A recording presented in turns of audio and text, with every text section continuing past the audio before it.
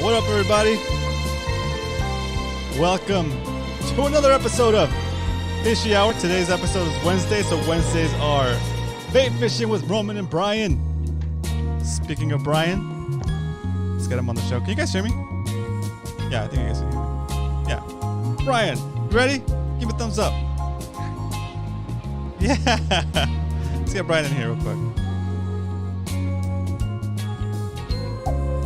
Chew!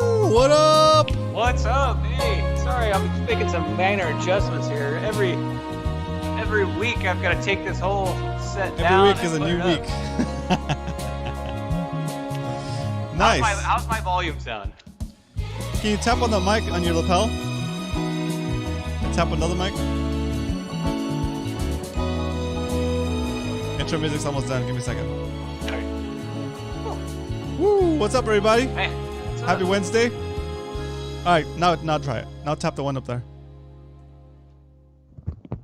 Yeah, that's all right. That's the one. Okay, cool. That's all the right, one. just making sure. I don't want to go through the whole show with no audio. Is it facing you?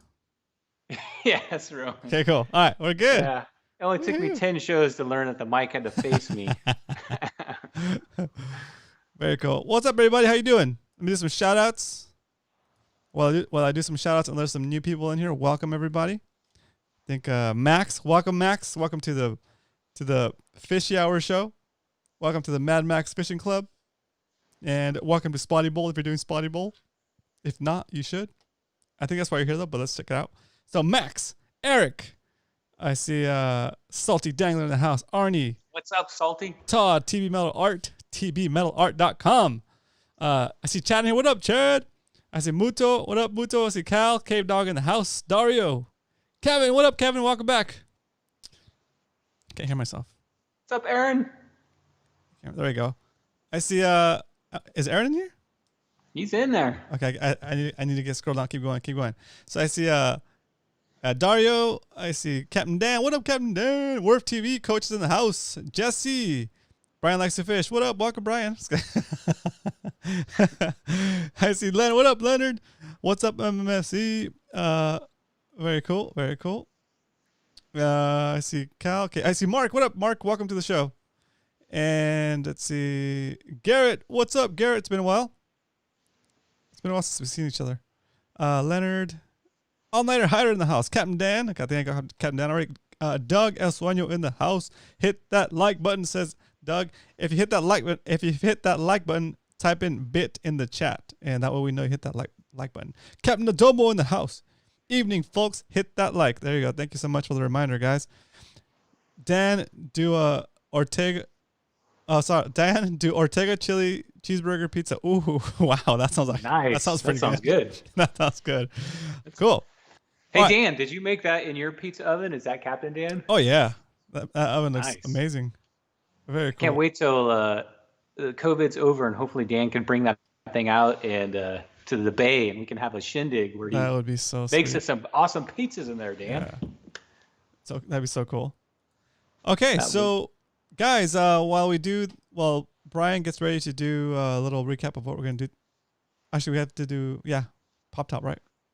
Pop Top, man. I'm thirsty. Let's start this thing out. Okay, so before we do Pop Top, guys, I'm gonna put into the chat a little FH share link, and that'll prompt the Nightbot to what up, Real Dreamer? Welcome back. That'll prompt the Nightbot to give you a little share link. Fishy hour share. That's right. Exclamation point. Fishy hour. It's not working. There it goes. See what the Nightbot just typed into chat? Go ahead and copy that and send it to your grandma, your mom, your sister, your brother, anybody who's interested in fishing. Yeah. Your fishing friends. Come watch Fish Hour with me right now. https://www.fishyhour.com/live. That'll bring them right here to this very show. And they can interact with us, ask us questions, and hang out with us and learn all about the awesomeness of fishing. Okay? All right. We're trying to hit 1,000 subscribers, right, Roman? Yep. So we can do a live broadcast on YouTube. That's right. So we could. Oh, we're doing live broadcast now, so we can do live broadcast from the mobile phone. Mobile phone, yeah. Maybe we do some on the water stuff, maybe. And we start doing like channel memberships and that kind of stuff. So it's kind of nice. Okay, guys. Cool. So let's do Pop Top. For those of you that are new to the show, Pop Top is where we take our favorite drink. It doesn't have to be alcoholic drink. Like I'm drinking this Stevia cherry cola, and Brian's drinking Bubbly hipster sparkling water. And on a scale of 1 to 10, 10 being the best Pop Top you ever heard, 1 being the worst, rate this Pop Top. Oh yeah, I'm gonna start out with my Bubbly.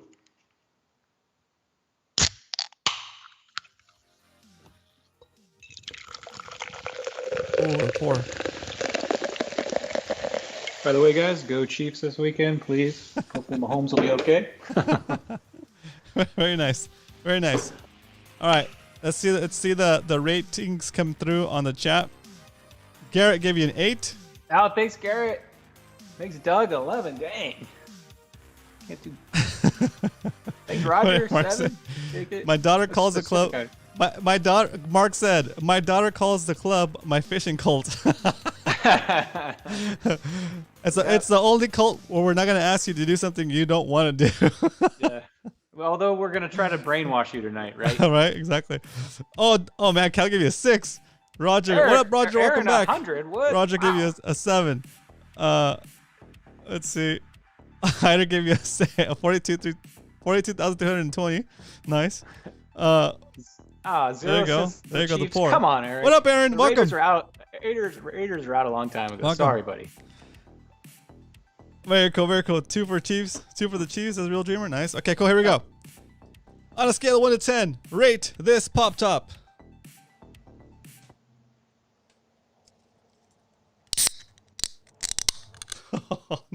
No fizz. Sound a little flat, but had a good rip to it. Anyway, so hey, Roman, cheers, guys. Cheers, everybody out there. Cheers, everybody. Just open your beverage. Let us know what you're drinking in the chat, please. Oh, Chad gave me a 3. Nice, Chad. That's fair. That's fair. I'll accept that. Okay.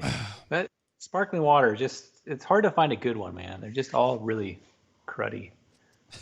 Because it's just sparkling water. What? Man, it just tastes like water with sparkles.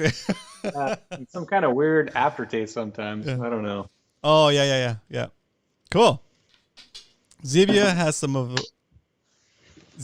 some weak pop tops. No, Cal, I'm always a balance. It has a lot of gas in it. I just don't want to shake it, you know? Would you just charge up that super mic you got? That thing's been dead for like 3 months. It's time to charge that thing up. I mean, that's your super mic. Okay, so tonight I'm gonna go over the agenda so I can tell you what the show is gonna be about.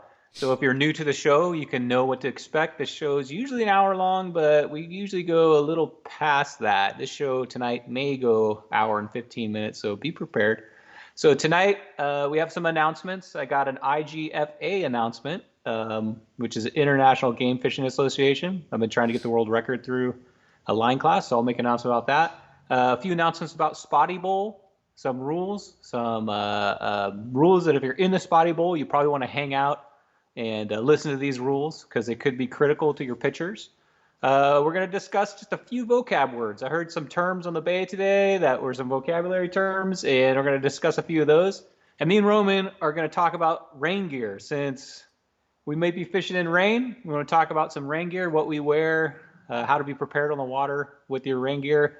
And the last subject we're going to talk about is selecting a rod. A lot of you guys are thinking of upgrading rods, or just getting into spotty fishing. You don't know what kind of rods you're looking at. You walk into that tackle store and you're kind of overwhelmed. Me and Roman are going to try to help you out in going in to select a rod. And that's tonight's show and movie review. Don't forget that. Perfect. Oh man, all the gas is coming out now. That's the problem with this stuff. Great Googly Moogly says, Roy, what up, Roy? Welcome. I remember that commercial, Arnie, with the misspelled chefs on the field. He's like, chefs? And he looks back and he misspells Chiefs at the end zone. That's the old Snickers commercial. Very funny. That's easy to do. That's awesome. All right, so Todd's drinking Tecate. Nice. Just the Chad. This rod selection. Chad is actually the one that was asking me about rod selection. So you kind of put this in my brain to go over rods. So this is for you, Chad. What up, Roman? Welcome to the show. All right. So you want to move on to the next item? Yeah. So announcements. Okay, guys. So if you've been watching the show for a long time, a couple months ago, I was hot and heavy about world records for spotted bay bass. And the current world record is just about 5 pounds. And right now, that record is any tackle. So it doesn't matter if you're fishing with 40-pound braid and a tuna stick. It doesn't matter. The current record is an any tackle record. And I've been talking to the IGFA, International Game Fishing Association, for months now. They know me down there because I'm always calling, and I'm trying to get something opened up called a line category. And if you don't know what that is, they actually have, for like, let's take largemouth bass, for example. You can get a world record on a 2-pound, a 4-pound, a 6-pound, 8-pound line. So there's different records, different weight records for each line rating. And that is not open to spotties right now. The only world record they have is an all tackle category. So I've been bugging them. I'm like, that record, 5 pounds, is nearly impossible to beat nowadays. And I've been bugging them to open the line category so we can go out there and set some new records, on some different weight lines. And I got an announcement about it. Nice. I talked to Nick originally, and Nick has left. So I've got a new guy named Zach, and I've been breaking him in, trying to tell him what we're trying to do down here. Spotty is an important fish to Southern California. And it's on the agenda for the vote, and the vote is on January 27th. They're going to vote whether to allow this fish to have a line category. So cross our fingers, guys. January 27th, the committee at the IGFA gets together, and this is on the agenda to vote to see if we can get a line category approved. So it's right around the corner, guys. What is that, on next Wednesday, or is that next Thursday, I think? So about 2 weeks. In about 2 weeks, we'll have an answer if we're going to be able to go out there and set world records with the line category. That's awesome. Sorry, there's a jet flying over. Give me a sec. I'm going to keep talking. I'm going to mute myself. No problem. So that's what we're waiting for. all the paperwork's in. Thank you, Wayne from the CCA. When you sent that email, that carried some weight. The CCA kind of backing what I want, and they're basically saying, yeah, the spotted bay bass is a big fish down here. That a bit as big as far as popular. I mean, it's a popular fish down here, and they have tournaments based on it, clubs, and obviously our club. So he gave a nice email promoting it, saying, That's yeah, cool. I think they should open it as a line category too. So thanks for that, you guys. Yeah, thanks, CCA. Wayne. And you guys don't know what let's hang in there. If you guys don't know hopefully I'll have a good announcement next time I hear from them. If you guys don't know what CCA is, you guys should go join. I'm gonna put a link in the chat. CCA. It's gonna take us to pretty much everybody in the chat that's a longtime member is member of the CCA. Let me just make sure this guy actually catches it. There it goes. CCACalifornia.org is a URL.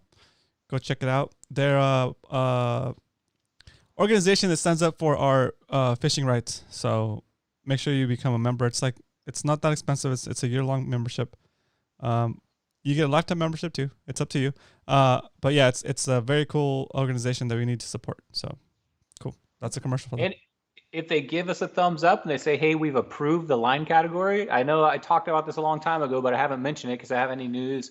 I'll dedicate a Wednesday show on how to submit a world record fish, what you're going to need to do. So let's hope we get that passed, and we can all go out there and try to catch some world record fish on different line sizes. Cool. Very cool. And that's my GFA announcement. Other announcements. Guess what, guys? Spotty Bowl, me, Roman, and the rest of the committee, Eric, have talked about weather, and we're giving it a thumbs up for this weekend. Spotty Bowl is on. Woo. That's right. So the best day, the least likely to rain are going to be Friday and Sunday.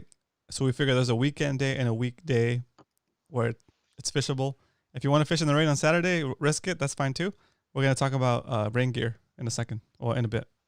Yeah, and it's, I think it's like 20% Friday, 50% chance on Saturday, and like back down to like 20 on Sunday. So maybe if you're fishing Saturday, maybe it won't even rain that day. It's a 50-50, it looks like, and it looks like it's in the later in the day maybe, but it's San Diego. We don't know. Sometimes they call for rain, and it's like the littlest sprinkle we've ever got. And if it does, it's calling for less. It was like 0.3 inches, so it wasn't very much.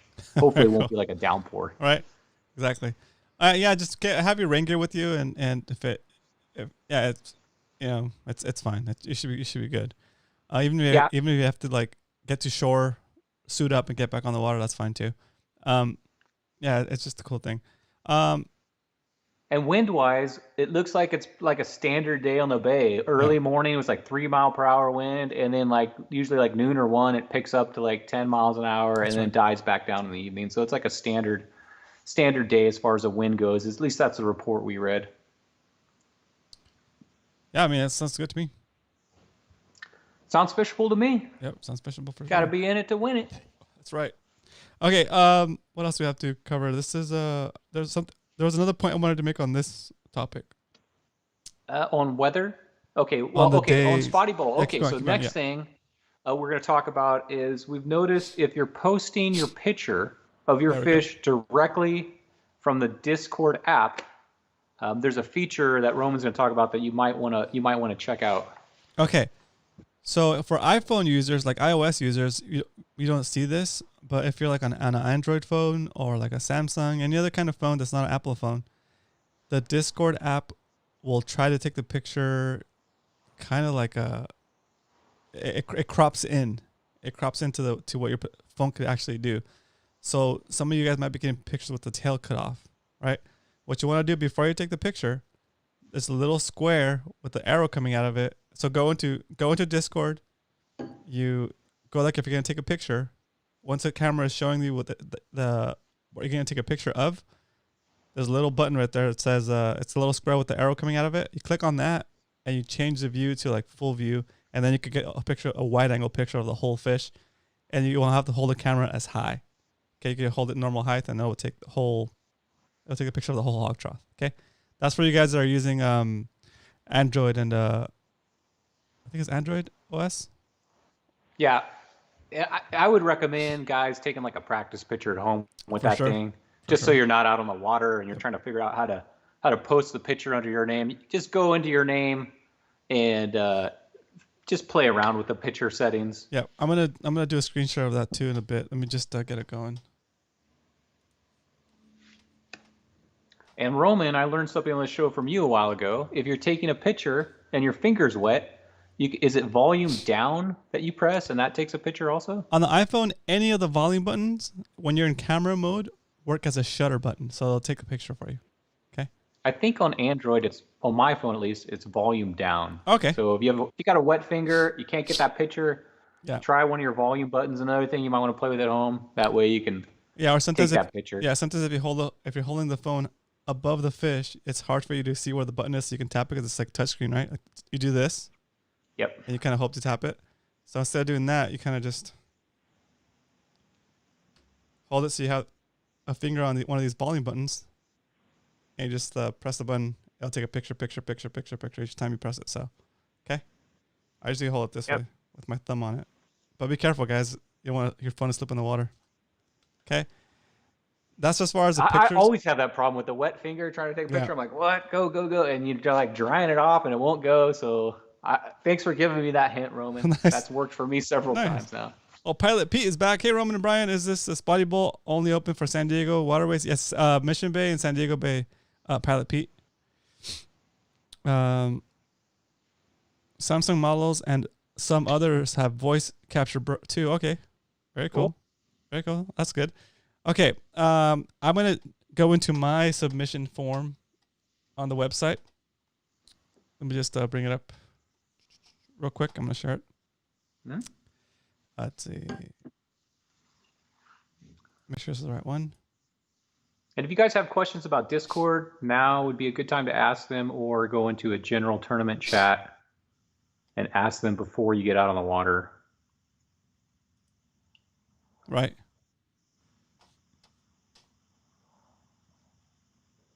But if you're entered in the tournament, your name will already be listed under there, and that's where you're going to post your pictures. Okay, I'm gonna put it. Full of his. I'm gonna put it up real quick. So here we go. Transition. Okay, guys. So right now you're seeing our Discord page. Let me just resize it a little bit so you can see what's going on. Okay. So we are in our Spotty Bowl Discord server right here. And when you click on that, you're going to see all this cool stuff. So we have so I'm going to bring it over to the screen so I can see it better. There we go. Can we still see it? No, we cannot. There we go. Okay, cool. So we have the tournament chat area. This is where you guys can talk amongst yourselves about the tournament, or if you have any questions, put it in there. This is like basic tournament stuff. We want to keep this whole server strictly Spotty Bowl stuff. So if you want to post other stuff regarding like our fishing and all kind of stuff and like getting together and all that stuff, then I would go into the MMFC server. This is only Spotty Bowl related stuff. Okay. In this tab, we're going to tournament codes. This is where we're going to put out the codes for that week, for that day. And so if you're not sure what to do, this is where you would go find the information for the tournament day of. Okay. We have the side pot submissions are here. And we have an angler submission per person. Okay. So we're going to go into mine. And I don't have any submissions in here. Right. But let me change the screen here so you guys can see that piece. There it is.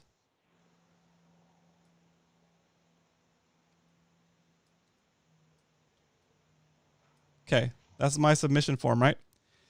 So this is my thread within Spotty Bowl. Only I have access to it, Brian and Eric. Okay. And say I'm gonna fish. Like I plan on fishing this. I'm gonna try to fish on Saturday, even if it rains. Let's see, where is it? Oh, sorry guys.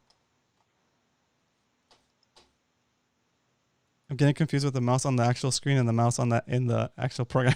All right, so what's this Saturday? Saturday is going to be the 23rd. Third, okay? yeah. Okay. So for me, I'm going to put fishing 123. Just like that. Okay, that's what I'm gonna put. That's gonna be me declaring that that's my fishing day. Okay, because in the tournament you get to choose between Friday, Saturday, and Sunday, and you have to tell us what day you're gonna fish before you start fishing that day. Okay, so I'm gonna hit enter, and see that's gonna get time stamped. It has the date it was published and the date was so even though I said on the 23rd, I posted it today on the 20th. So everything is timestamped, so we can see what day you actually posted it, right? That way there's no shenanigans, and we'll also have the code that's relevant to that day. Okay. So here, once I declare that I'm going to fish that day, I'll go ahead and take a picture of a fish. I'm going to pretend to take a picture of a fish here. Give me a second. Let me go back to the screen. Where am I? There we go. Right here. And Brian, feel free to have any. We're back both on screen, so feel free to ask any questions if you.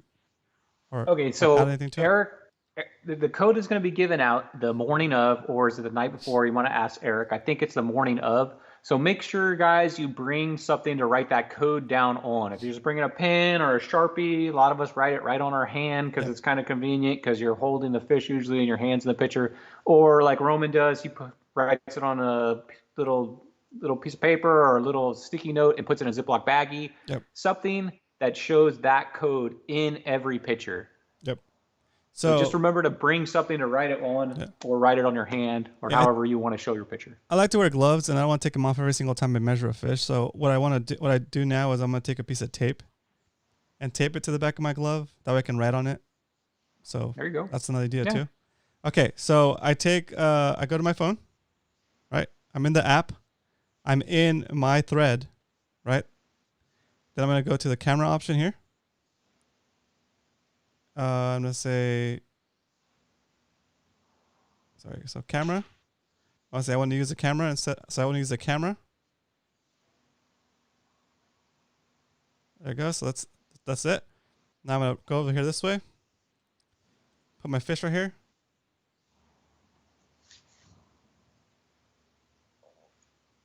Take a picture, and that shutter button also works on Discord. I just tried it. Okay, I pressed the button. I didn't tap it. I'm gonna say use this photo. It's gonna submit it. There it is. Enter. And on that fish photo, I actually messed it up. On that fish photo, actually that's good. On that fish photo, you're gonna put however many inches it is, right? So let's do. Yeah, and something I would do too, once you take that photo and post it on Discord, look at that photo and make sure it's good before you flop that fish back in the water, because you don't want to look at that. So keep that fish on board right after you've done it, just to make sure the photo is good. So here's my spotty photo.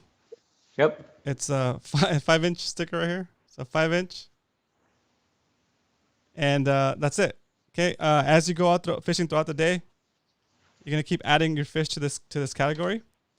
And say if you catch another fish that's 4 inches, and we're doing a minimum of 8 inches, guys, but it's just an example. Say you catch a fish that's smaller than a fish you already caught. If it's not your 5th fish, you don't have to measure it. Okay. So only unless it's an upgrade. Okay.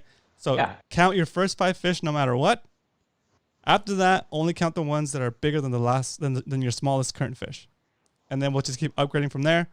At the end of the fishing session, your thread is going to show fishing, the date that you're going to start fishing. It's going to have all your fish, and you'll be done for that week. So if you chose to fish on Friday, you cannot fish Saturday or Sunday. If you chose to fish Saturday, you cannot fish Friday or Sunday. Okay, so that's how it goes. And then the next week, we should have another entry for you that says fishing the next day, and that's going to separate all your fish. Is that entry where you declare what day you're choosing to fish? Okay. Yep. And I thought I put that stuff in the rules, but it's easier to understand if I actually just show you. Okay. So now I'm going to show you on the screen.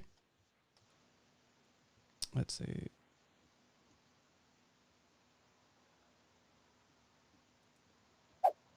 we go. So that's what my entry looks like. So I have my declared fishing day, the fish I submit. So if if Eric goes through here and he sees that I said, okay, I'm fishing on the 23rd, I would have had my code on my hand. But in this case, this picture doesn't work because it's on the wrong date. Look, it came in on Wednesday, right? So that fish wouldn't work right because I basically submitted something ahead of time. So right. Yeah, I'll make a note on that. So the only fish that count are in that time period of that day. So you have to submit your fish between 6 a.m. and 8 p.m.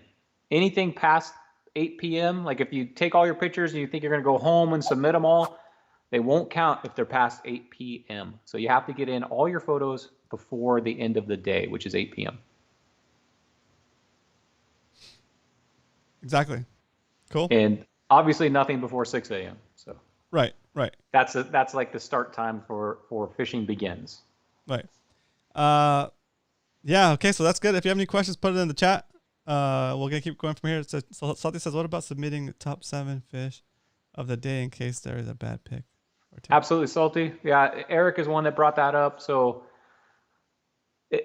if you have, we're gonna go over that next. So our next topic, since Salty brought that up, I think we're clear on Discord now, right, Roman?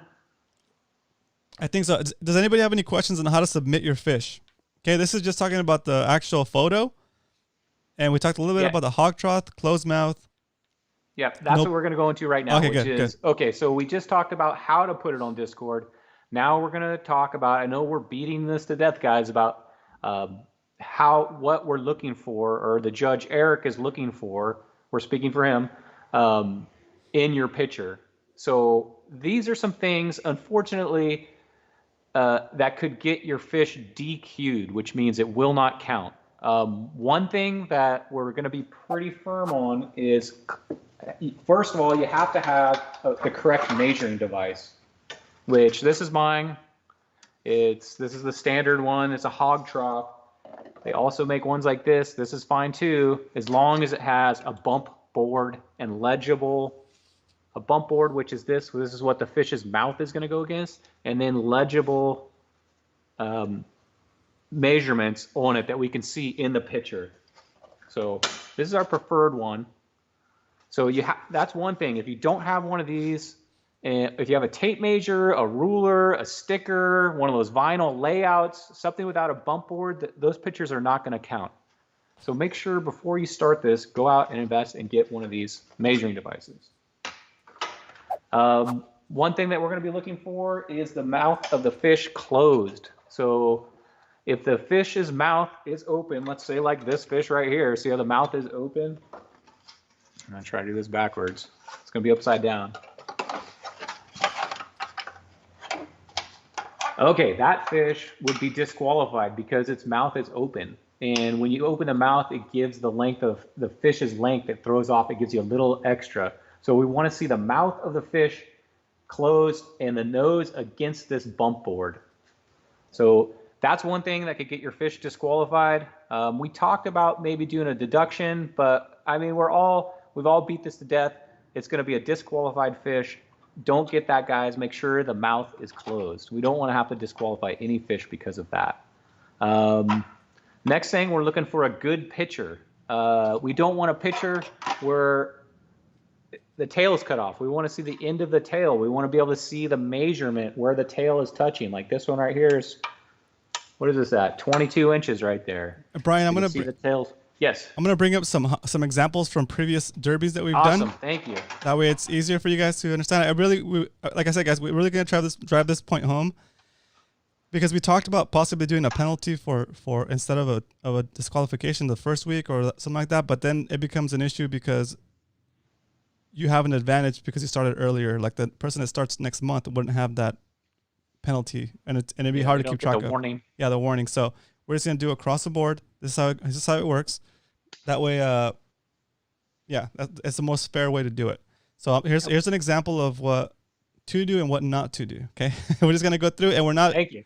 And we're not gonna we're not trash talking the anglers. This is just us going through the learning process, and we're all kind of learning together. Okay, so this is what we're gonna do. Okay, this is from one of our derbies. I'm just gonna scroll through and pull out some examples. Okay, so this is mine. I've been doing this for a while, like Brian said, and so this is what it should look like.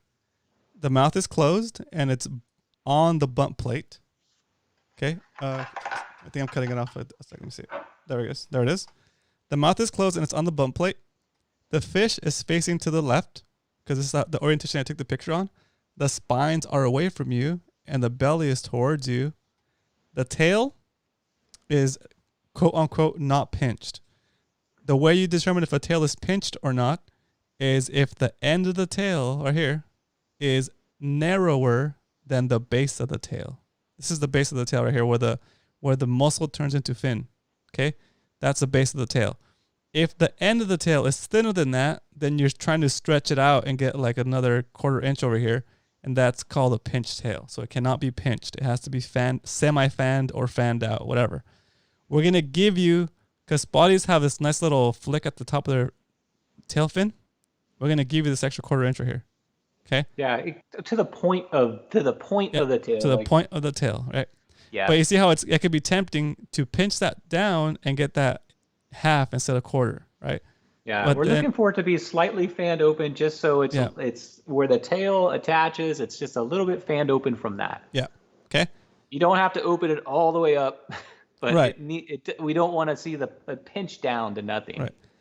And we're gonna talk a little bit about how to get your fish to stay on the hawk trough by itself like this without you giving it like a smashing it down. Okay. So that's what the fish picture should look like. Some of you guys might want to hold on to it. That's okay, but don't press it too hard because then it'll smash the fish. This one, with the current regulations, this fish would not be accepted because you can't see the whole fish the whole way through, right? This is the friendly derby. It was all good. We all know each other. It's fair and square. It was for 0 entry fee, so there's no harsh rules. But in the future, this would not be accepted because I can't see the whole fish the whole way through, right? So I don't know if maybe that's another fish head and something's missing in the middle, right? That's where that comes from. Okay. Is that wind noise from me or you? That's for me. Sorry. All right, that's all good. One jet. Give me a second. Ramona. Okay, we're good. Okay, I muted you for 1 second. Give me a thumb. I'll come back to you in a sec. Okay. Here's another fish that I submitted. This guy was a little feisty. He was a little extra. I guess mad or angry. Oh, don't look at my bait. Don't look at my bait. He's a little bit angry. Same thing. Facing to the left, spines away from you, belly towards you. If you need to have a hand on your fish, make sure you can see the whole fish all the way through. In this case, you can barely see the top of the fin. So you know that the fish is not cut in half and I have a tail on board that I could just like attach to any fish and make it look longer. Okay. So that's what that's for. The mouth is closed. It's against the bump plate and the tail is fanned or semi-fanned out, not pinched. The end of the tail is wider than the base of the tail. Okay? Cool. I know it's going to get repetitive, guys, but I'm just going to go through a couple more pictures. This one would be acceptable. The mouth is closed. It's up against the bump board. The tail is it's not pinched. It's getting there, but it's still wider than the base. And you can see all of the fish. Even though here you can't see that part, but it's fine. Because this, if it was cut in half, you would see the cut right here. So it kind of works so we can see through his fingers. Okay? So that might be an option for you guys. If you must, fan out your fingers or something so we can see the whole fish through. Okay? Or use a couple of fingers instead of your whole hand. Or your palm. Okay? So this one's acceptable. Let's see. Weighing fish. This one, acceptable at the time, but now it wouldn't be accepted, right? This is one of Brian's fish. And the mouth was open, right? Okay. Let's see. Going through. We talked about this one a while back. Let's talk about it again. So this was, I think this might have been Zach's. No, it's not Zach. Maybe it's Dario. It's Dario. Yeah, this is one of Dario's first time out with us. So see how the tail here is fanned out, but it's kind of angled up. If you can fix that angle, I know it's kind of tough to work with these fish. So if you can fix that angle, you would have had at least like an 11-inch fish right there, because that little flick would have come down like up to here. Okay, so make sure your fish is nice and flat. We're not gonna disqualify if your fish is nice and flat. I'm just giving you a pointer that this could have been a longer fish. Yeah. Okay. The jet is gone. And we're not going to DQ. Is my mic on? Yeah, it's on. Okay, and we're not going to DQ a fish if the tail is, I mean, slightly upward, because that you're just deducting from your length. Yeah, So we're not gonna. that's Yeah. up to you, but that's not going to be an issue. Yep. Okay. We So have go a ahead. question from you want to. Okay, go ahead, Roman. We'll get to that question. If it's a here's the one I was talking, here's the one I'd like to refer to. Okay, so I think this might have been Zach's. Okay, so this is this in this case we wouldn't give it to you because it's what do you think? It has to be on its side, right? I cannot see that photo. Oh, okay. Let me show it to you.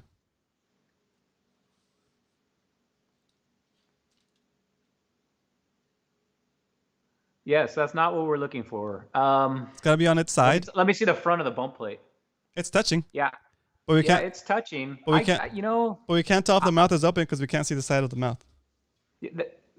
Yeah, I mean that's not what we're looking for, guys. I know sometimes these pictures are hard to get, especially for you guys in the kayak, because these spotties come into the boat and they're grumpy and they're flopping, and you're trying to get a picture. But I think Roman and I have told you what we're looking for. We're looking for it laying down flat on its side. And everything we've been talking about here. And I had a question: can you delete the picture you took and retake it if you think the picture's bad? Of course you can. So if you put a picture in there and it looks like, hey, the mouth is open and the tail's, delete that picture and take another. Yes. Be careful when you delete pictures though, because I don't know. It's so tough once you Don't delete the wrong picture. Yeah. But yes. Just be careful. Just be careful not to delete a prior fish. Yeah. Okay. That would suck. What type of tranquilizer do you use to take a photo? That's good. Okay, and that's a good question. That's a great question. That is a great question. So what I do is you get that. Some spotties, they just cooperate. They'll just they lay there. They know the deal. You take the picture. Some spotties, they're gonna puff up. The first thing a spotty is gonna do when you lay that thing down is it's gonna stick those gills out. Its head's gonna get big. It's going to curve its body. It's like they think they're being attacked by a predator. So what are they going to do? They're going to throw out every weapon they got, which is the fins, the spikes, the tail. They're going to stiffen up. They're going to make themselves as dangerous as possible. And you tell me what this looks like. Okay, you tell me what this looks like. What's this look like? It looks like a mouth. Yeah. Coming out to eat you. So, so you can see they're looking at you when they're on your kayak. Their eyes looking at you. They're like, and then when you go to grab it, they flick to put the spines on you, right? Yeah. So don't. It's like I don't know if you guys are into horses, but I hear like when you approach a horse, you don't want to pet the horse like this. You want to pet the horse like this, with the palm up, right? Or you want to approach it with the palm up, because predators do this, right? And palm up is not as intimidating. So try to scoop it from its belly, right? And then wet hand. Scoop it, and then set it on the hawk trough. And what you want to do with your hawk trough is you want to set the hawk trough at an angle, okay? So that the bump plate is lower than the back of the plate. So what I usually do is I'll put one end on the rail of my kayak, and the other end down in the gunnel, and then I'll put the spotty on there. That the hawk trough is already wet, so it'll slide towards the front, and that takes care of you. That takes care of the fish being against the bump plate, okay? And then you just gotta give it a couple of seconds for it to calm down, to realize that you're not gonna attack it, and then don't reach for it. Okay. The next things that happen is it's gonna calm down. The flare's gonna go away, and its mouth is gonna close, and the gravity will push it against the bump plate, and it'll be fine. And then the next part, which is probably where it might jump, is its tail is probably gonna be curled. So you wanna once it's calm, you wanna gently try to put its tail down, but if it flinches, don't fight it. Don't squeeze it down, because if you squeeze it down, it thinks it's pinned down. It's gonna fight you even more. It's gonna puff up again. So the trick is to kind of like handle it as little as possible. You gotta be a spotty whisperer. You gotta finesse it. Yeah, you gotta get it in. You gotta talk to it. Yeah. You gotta go in there nice. If you put your whole mitt on it, right? It's gonna be like, oh, this guy's trying to smash me. Right, so it's gonna puff up. It down, yeah, so it's gonna feel it. Actually, it's true. Be nice to it. get your hog trough nice and wet. I heard Cal say that tip the other day. It protects the fish a little bit because the hog trough's wet, and let it rest. I know that thing might be flopping around. Use your fingertips to hold it in place until that thing calms down. Yeah, yak fishing 619. If it's, I know I say don't touch it, but it's hard to measure these things on the kayak. But okay, so touch it to the point. Just I guess handle it. Don't smash it. Right? Don't. If you use too much force, the fish is going to try to defend itself, and it's going to feel like it's getting smashed. Like it's going to try using fingertips instead of grips and yeah. But sometimes you just get the grumpiest spotty. He's angry. It's usually the 12-inch guys, the younger guys, the 11-inch guys. Yeah, and these fish are pretty hardy, dude. So like, if it means you have to wait like 20 seconds for it to calm down, then wait 20 seconds for it to calm down. Just make sure you revive it before you let it go. You know, if it feels like it's a little too weak, then you want to pick it up and run it through the water a couple of times. Make sure it's oxygenated, and it's going to take off on you. And that way you'll know he's good to go. Yeah, spotties are pretty hardy. Like you said, you can have them out of the water for 30 seconds to let them calm down. But I think it's less damaging to the fish to keep it out and let it settle for a little bit on the deck or whatever, instead of you kind of holding it down while it's still green and causing some kind of damage that way. What about leaving the hook in until pick is taken? No, we can't have the hook in the mouth. Yeah, because it wouldn't be able to close its mouth. Yeah. I mean, if it's right on the side and you think you can do it really quick, I prefer always to, first thing I do is get that hook out, and then because it's difficult to do it. Yeah. I know what you're thinking though, Cal. I know you're thinking you leave the hook in there because that thing's bouncing around, and if it bounces out, you can just pull them back in. Right. And I could see you wanting to do that, but it's going to be hard to get that picture. Yeah. Try to use the deck of your kayak. Don't do it on your lap. I can't give any kayak advice on that, but on the boat, I actually just set it down and let that thing relax a minute, and then I, like you said, gently pick it up and put it on there. What about leaving? Okay, like even if you have a smaller kayak, just basically where your legs go, just put your legs out, do your legs out the sides, or bring your legs in, or put the hog trough under your legs, right, and put your legs, like bend your knees and put your legs over the hog trough. And then that way the fish is under your legs. If it flops out, you can put your legs down and have opportunity to knock it down on the deck. But that's what I would do. Could be dangerous to keep the hook in there too if you're doing like a crankbait or something. Yeah, and you know what, guys? This is just going to be time on the water. Yeah. I mean, your first couple spotties, it's hard to get a picture of them, but you're going to get better and better at it. Yeah. By the end of the season, you guys are going to be pros. You're going to be doing it with a fins out, 2-finger hold, boom. No finger hold. Yeah, exactly. What up, Oscar? Hold. HTX Pulsar in the house. Oscar. So, okay, the only other question I saw, Roman, well, this is another question I saw, was when do we have to submit what day we're going to fish by? And you have to submit it before 6 a.m. that day. Is that what we're going to go with? Oh, like me, I know what day I'm going to fish. I'll just say right on Thursday, hey, I'm going to fish Sunday, or I'm going to fish Friday, Yeah. But if you don't say anything Friday and you're going to fish Saturday and Sunday, you better do it on Friday, the night before. But I think the cutoff time would be the morning of, right? Before 6 a.m. Or maybe the night before. Eric, what's your ruling on that? Yeah, I kind of, that's a good question. I would like to say, like, because what if I want to start fishing at 10, right? And I don't want to wake up at 6 just to put up a post. Yeah, well, then you should do it the night before. Okay. So, yeah. Because if you haven't said, hey, I'm going to fish Saturday, and you go in there at 10 a.m., we're not going to accept that because it has to be prior to 6 a.m. No, I'm not sure about that one, dude. Let's talk about that, because I want to have like, what if I get up on Saturday and the weather's maybe not as great as I thought it was going to be? You can cancel. But then I already said I was fishing that day.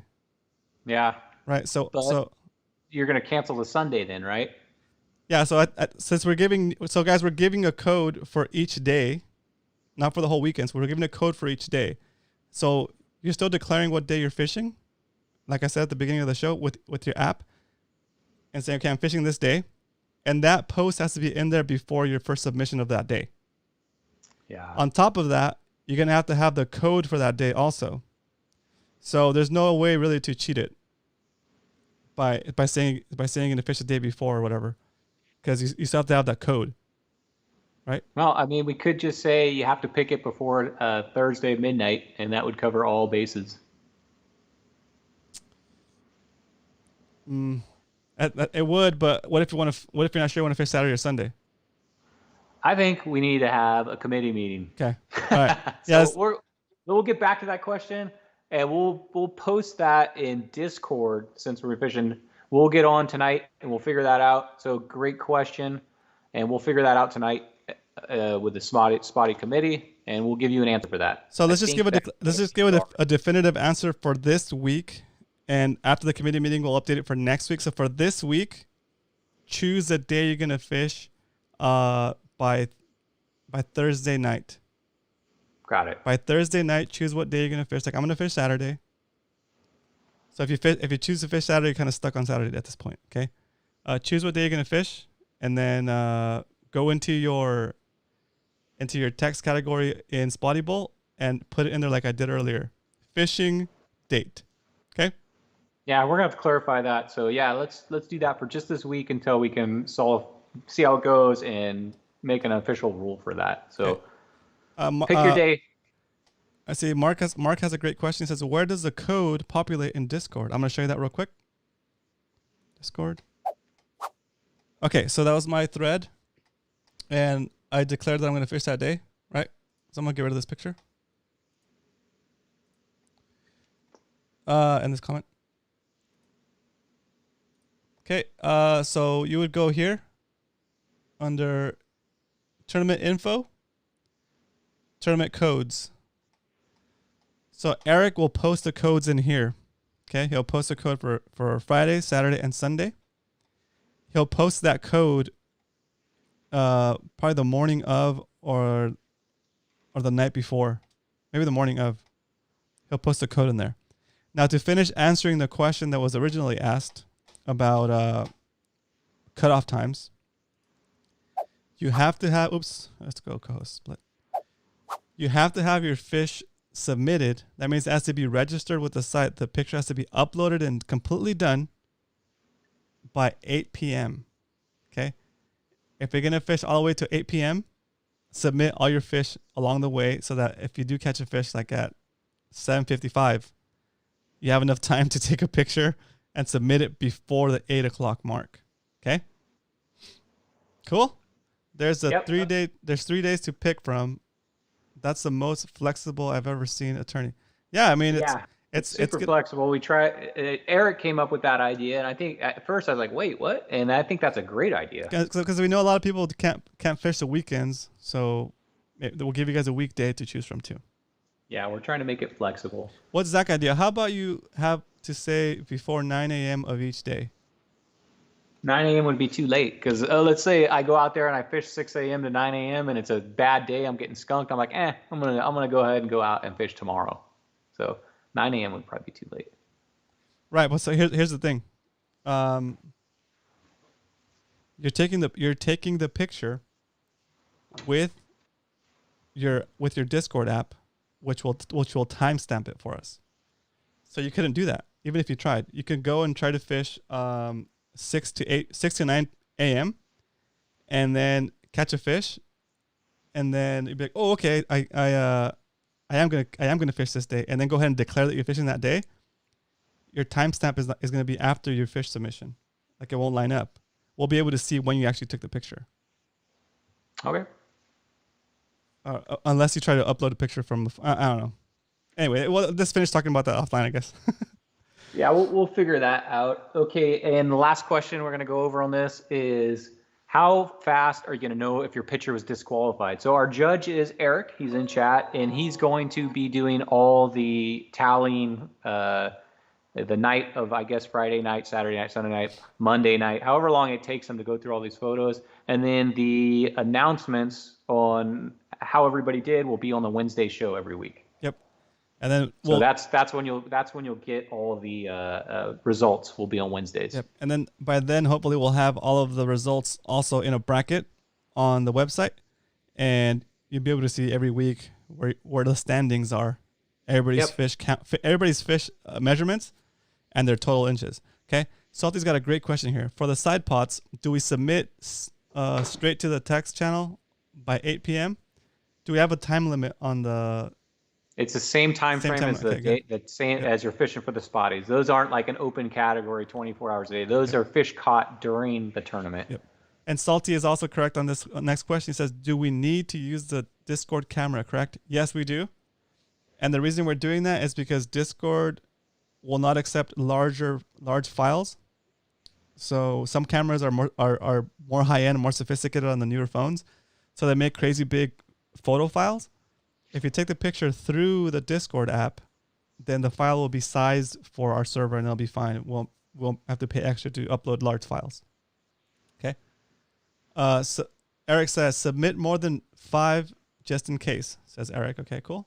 There you go. Yep. All right. So, woo, Roman.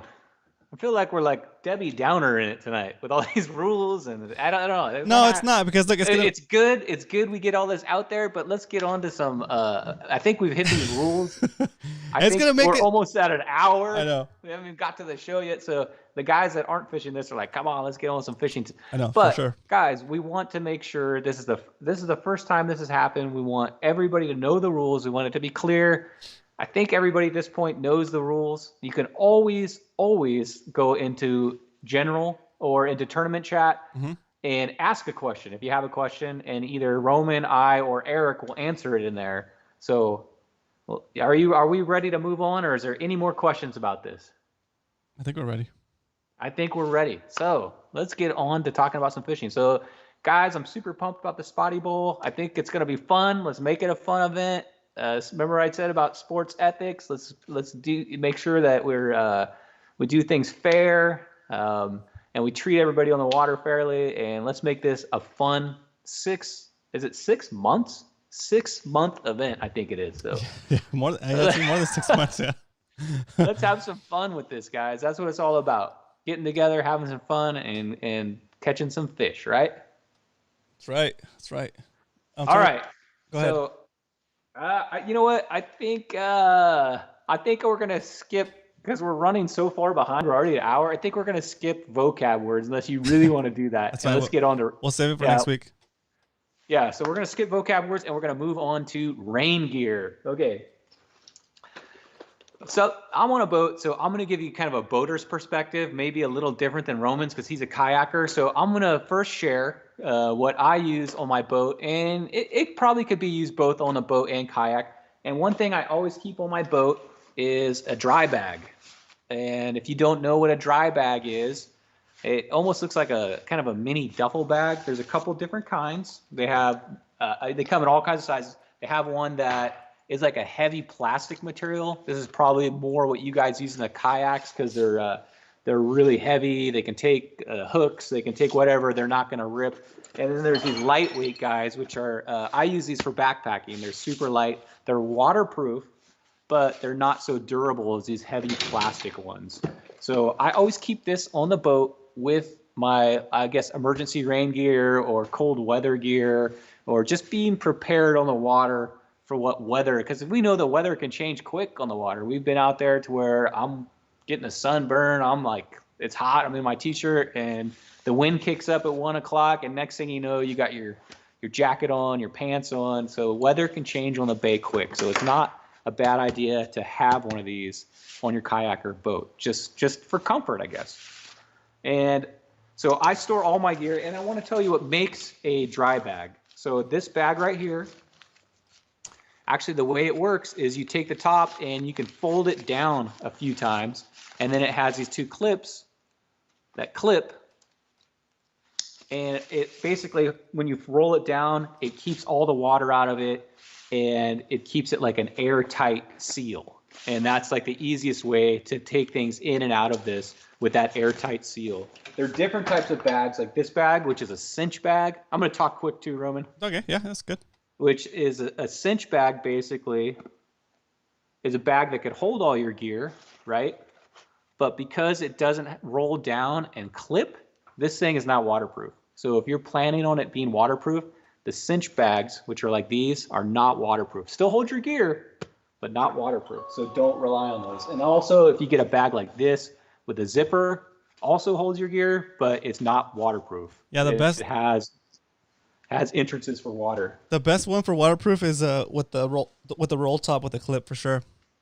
Yeah, and here's a little smaller one. I could probably show you the example of this a little better. But they come in different sizes. Like I keep some of my electronics in this bag when I go out, and if I want to be totally waterproof, and you just take this dry bag, you roll it down, you squeeze out some of the air, and then it just clips, and that guy is totally waterproof. Nice handle, come in tons of different sizes.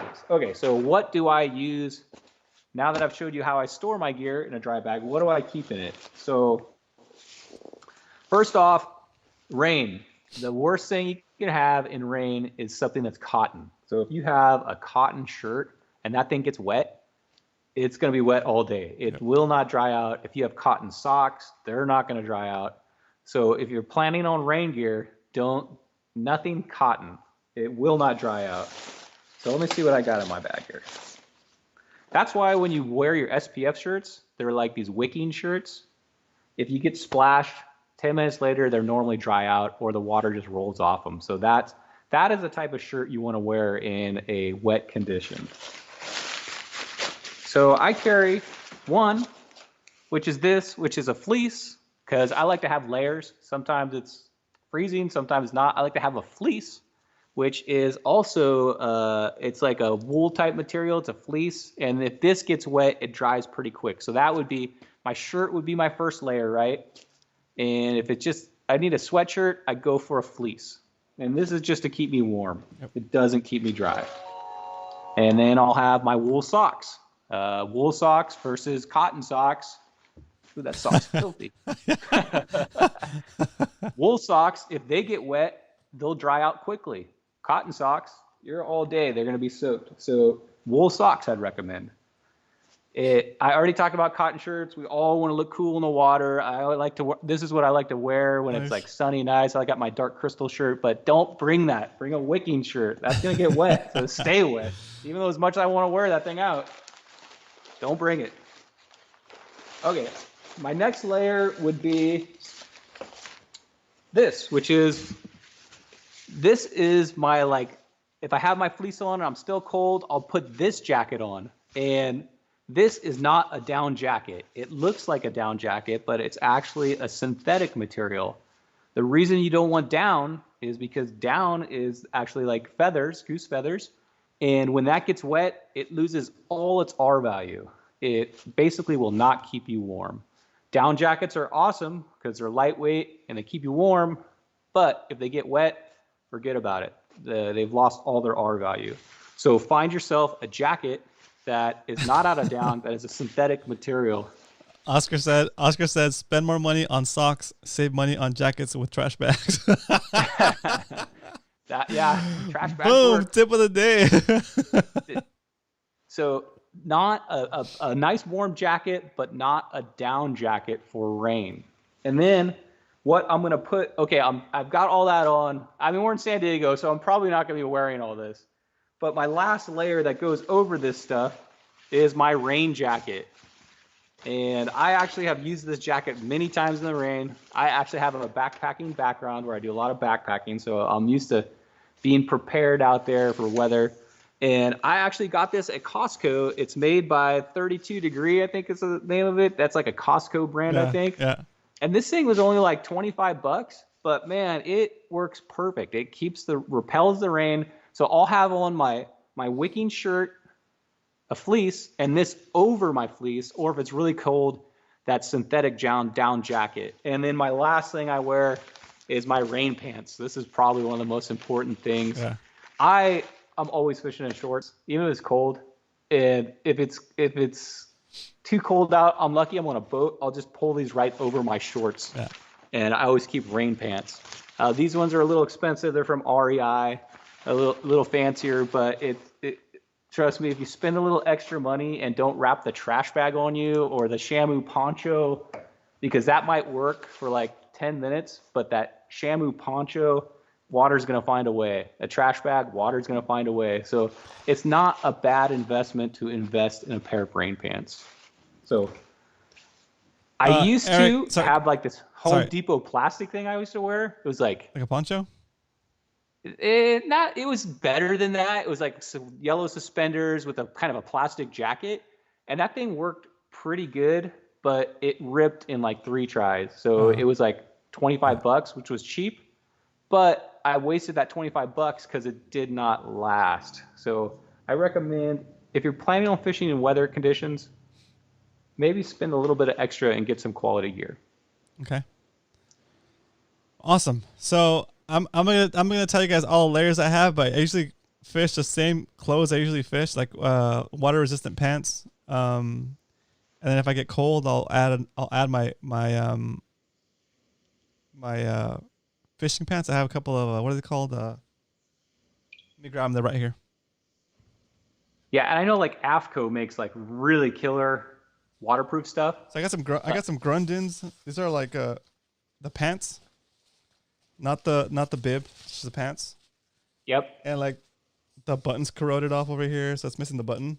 So I just buckle it. And whenever it starts to rain or the fog comes in and starts to get wet, I just take this and put it over whatever clothes I'm already wearing. So, and I always fish with my That's the same with me. I yeah love layers, yeah. you know, I always just fish with throughout the day. I always fish with my boots too. So that's already naturally water resistant. And I put my boots inside of the pants. That way the water sheds off of the pants. It doesn't go into the boot. Yep. For my top, I usually always have like I'm always wearing a shirt or like I'm always wearing a fishing shirt, like a long sleeve, and then I'll have a sweater that's like that's cotton actually. I'll have a Oh sweater. no. I know. I'll have a sweater, and then on top of that, I'll put if it starts to get rainy or foggy again, I'll use this. This is it's kind of pricey. This is what it's called. The Anetic. It's like it's basically a hoodie, a zip up hoodie, but it's made out of this like weird. It's like pleather or something. Like it's like neoprene. So Yeah. it's water resistant, waterproof. And the zipper is actually it's got that seal, so it actually seals through. So this is what I use to launch in La Jolla as well. So I wear my regular outfit. I'll put that over my regular outfit. I'll launch, and then once I launch, I'll take all that stuff off, put it away, and then I'll fish. And then right before I come in, I'll put it back on if I need to, or I'll just get into some board shorts on the way back in. Yeah, and you know, besides this tournament, obviously, most of the time when it's raining, I'm like, I'm not gonna go fishing. It's raining, so I don't use this a lot. But I do like to have the layers on the boat because, like I said, the weather can change quick, and you're prepared, so you can make your day. I know there's times where I have forgotten the jacket, and because it was 75 degrees when I got there. Yeah. But as soon as that wind kicks up, you're like, oh man, it really could ruin your fishing day Yeah. if you're not prepared with the right clothing. So I'm gonna jump into full screen for a second. So if you guys have seen Yep. me, if you guys have gone out fish with me, you see that I always have this bag with me. This is my this is a PVC. It's thicker than the one Brian showed. It's a PVC dry bag. This is, I believe, 20 liters. 20 liters. This is my media bag. I have all of my batteries, everything here that I can't get wet. I put my phone in here, and I have enough room at the top to put in my jacket. Not the waterproof stuff. The waterproof stuff down there, I put that in the front hatch, and in here I'll put like the dry stuff, like my secondary layers, like my sweater, and my keys, my phone, anything I don't want to get wet goes in this dry bag. But again, it has that dual system where you seal it off, take out the air, roll it over a couple of times, and then you clip it, and that's watertight. It's like a bubble, and you can see that the air gets trapped in there. Okay, so that's how you know it's watertight. And on a secondary note, that bag, especially these thicker PVC ones, can be used as a secondary flotation device. So if you do flip, the important stuff is not gonna sink. Okay, don't tether that to your kayak. Don't tie it down to anything heavy. That's what I'm saying.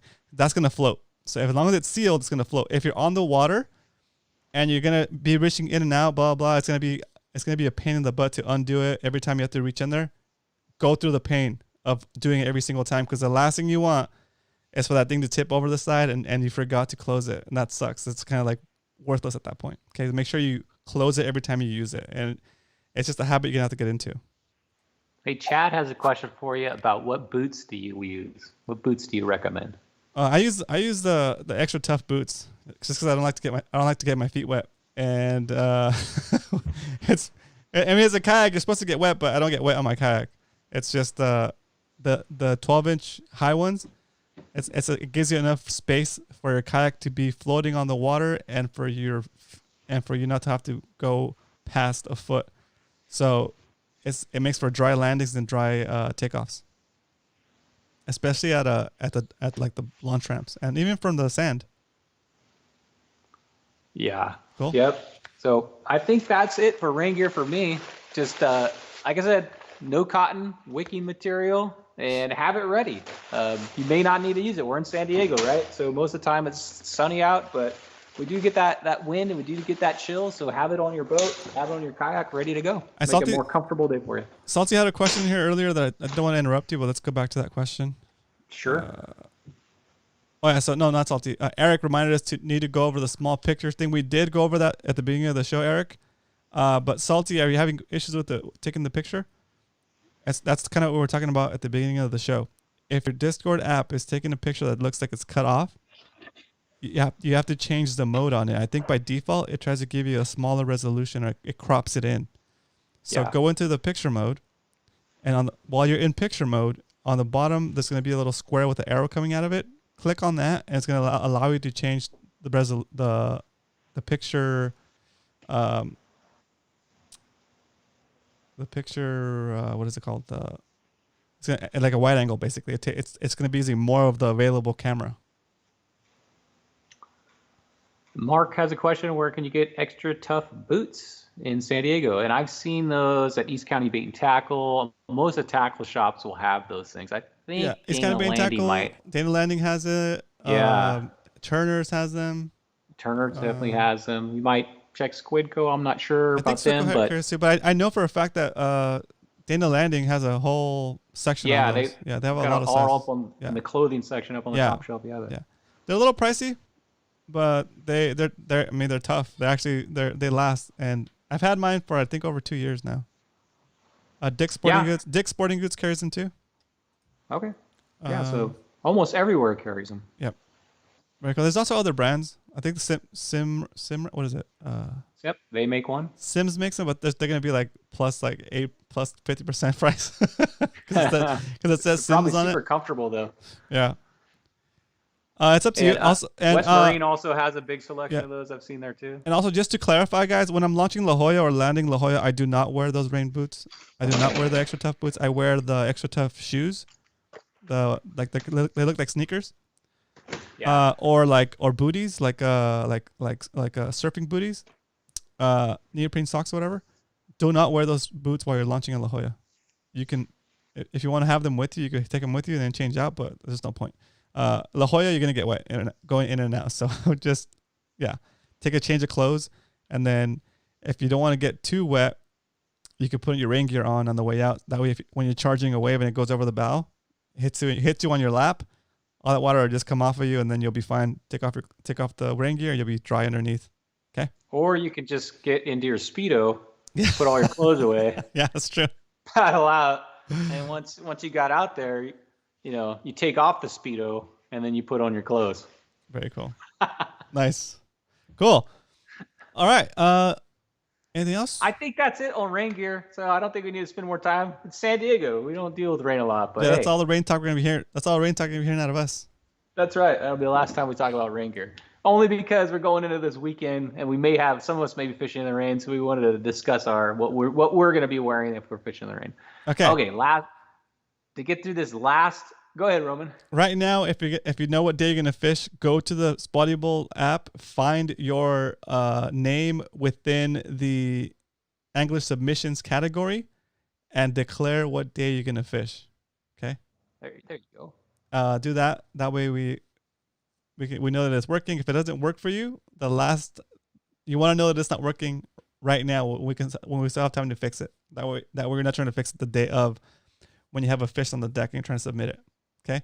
Go on there. Guys, we got 25 likes, 36 people. Come on, let's hit that like button. Yeah, I forgot about that. Thanks, guys.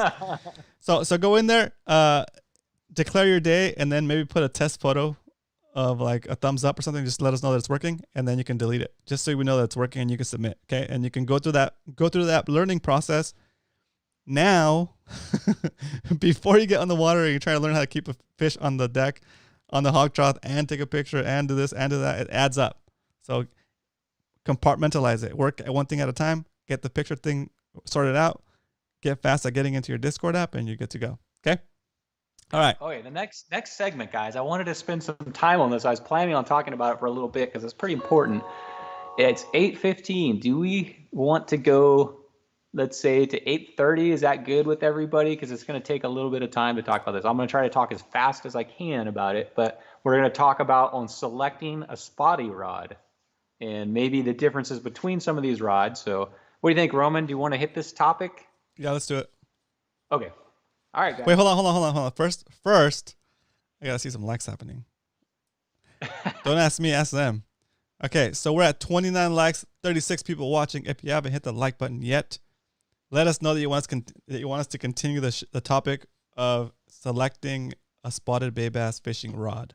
If you want us to cover that topic right now, let's get up to 35 likes.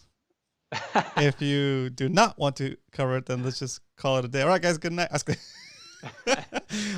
likes. All right.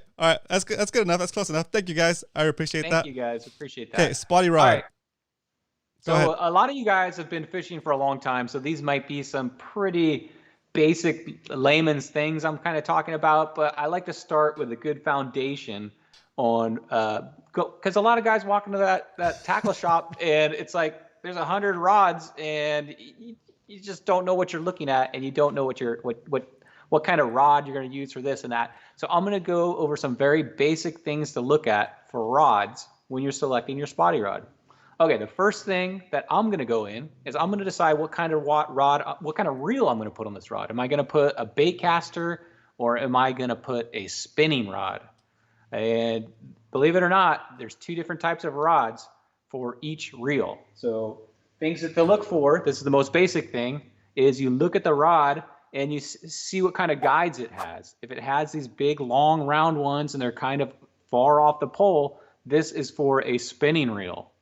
So you want to look at that first, and that'll tell you what type of reel goes on that type of rod. If it's for a bait caster, this guy.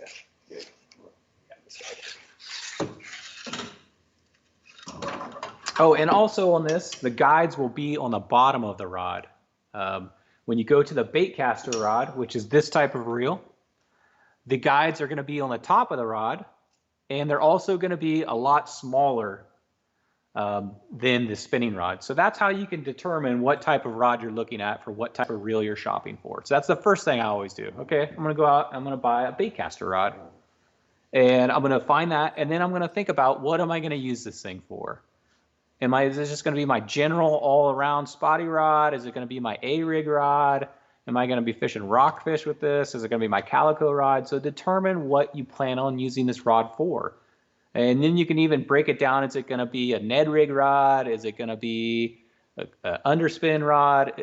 So you got to determine what you're buying this for. And if you're just brand new to it and you're just going to get a spotty rod, then I'm going to tell you what to look for in just that. But, okay, so we've selected we're going to get a bait caster rod. Now, these come in all different lengths. This guy right here, I think, is a 7'9". And, I mean, they can get as short as, like, I got this little rod. It's like a little 4-foot rod. So you want to think about the length you want and what determines the length. Okay, so let's break that down. A long rod may give you a longer cast, right? You get like a 7'11" or an 8-foot rod. Oscar said extra points if you catch a spotty on a spinning rod armed with a bait caster. Hey, it's been done, man. Trust me. You'll see pictures of that. And it actually worked, but the line kind of doesn't spin correctly, so it's all funky. Yeah, and the cast is weird, so don't try that. But you could if that's all you got. Get out there. Okay, so length. So the length, say you want a long casting rod. You might go with a little bit longer rod. Like I prefer my rod like this one. It's a 7 foot, let me look here. 7'7". That's kind of like right in the middle for me. That's That's a pretty standard size. 7'11" might be a little longer cast. What's a shorter rod going to do for you? If you're fishing the docks or you're fishing by the riprap and you're trying to get some really accurate casts in, I think a 7'7" rod might be better for that type of fishing than, say, a 7'11" or 8'2" or even longer than that, because you can get in tight to those docks and you could probably get a little bit more accurate with a shorter rod. Now, if I'm just in open water and I'm casting that jerkbait and I want to get that mile-long cast, maybe a longer rod. So that's one of the ways I'll break that down. Okay, you're out on the half-day boat, though, and you're fishing for rockfish on the bottom or something, tuna. What kind of rod are you looking for then? It's not the type of fishing I do, but you're looking for a short, fatter rod. And the reason why you'd get that short, fatter rod is because you can get that muscle behind it. You get that pulling strength. You can get that, lift that heavy weight up. So that would be the time you'd be looking for a rod like that. That's not what we fish spotties with, but if you go in the store and you see this 5-foot long rod that's as thick as a broomstick, it's probably like a tuna rod or a rod for pulling heavy weights, heavy fish off the bottom. So that is not the type of rod we're talking about. Do you want to add anything, Roman? I know I'm talking fast because I've run out of timer, but no, this is good. I don't want to interrupt, but like so, okay. The only pointer I would add for the kayakers in the house, I would say, you want a rod that you can go across your bow without running your line into your kayak. So make note of that. Are you talking length, right? Length, yeah. So Yeah. If you catch a fish and it's over on the left and you want to and your landing site is on your right hand side, then you're gonna have to cross your rod across the front of the kayak. You want to be able to reach over and get it across without the line hitting the kayak. And what length would you say that is? Like what length do you generally? On my Hobie PA 14, I use like a 7 foot is like the smallest I'd probably run. So 7.7, So that's 7.3. to me 7 foot to like 7.6. To me, that's like a shorter rod. Yeah, so that's as short as And I would then go. like a common rod to me is like 7'7" to maybe to 7'11", Right. and then anything bigger than that is a longer rod. That's what I would consider. Like if you guys did the Kid Caster tournament, you ran into this, right? You ran into this probably like it's like a 2 foot rod. So when you go to cast that rod, it's like, I mean, you really have to try to get it out there. So that shows you the length of a rod can definitely affect your casting distance. Very cool. And they're asking about line. Oh, we're going to get to all that. So maybe keep track of the questions as I'm going through there, Roman, and stop me if you see one. Okay. So we've talked about lengths. Okay. So like I said, if you're going to flip it in the docks, if you're going to be going near the rocks, you want to get something really accurate, I'm going to recommend like a 7'7", 7'8". If you're trying an open water, big cast, jerkbait, crocodile lure, I'm going to recommend a longer rod, 7'11" maybe. Get that long cast out.